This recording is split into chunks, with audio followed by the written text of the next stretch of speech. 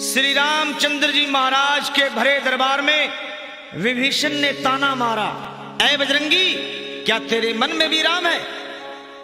हनुमान जी ने श्री राम का नाम लिया और सीना फाड़ा, बोले, ले देख, जय श्री राम।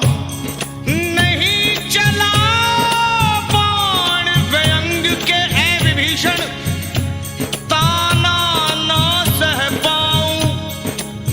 क्यों तोड़ी है ये माला, तुझे ऐ लंकापति बतलाऊं।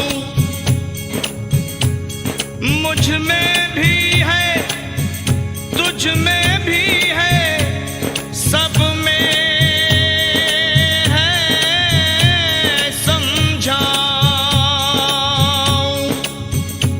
मुझ में भी है, तुझ में भी है, सब में है, समझाऊं। ऐ लंकापति विभीषण, ले देख, मैं तुझको आज दिखाऊं।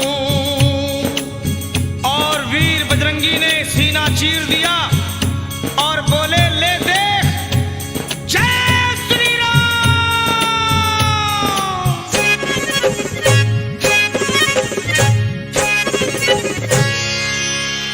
श्री राम जानकी बैठे हैं मेरे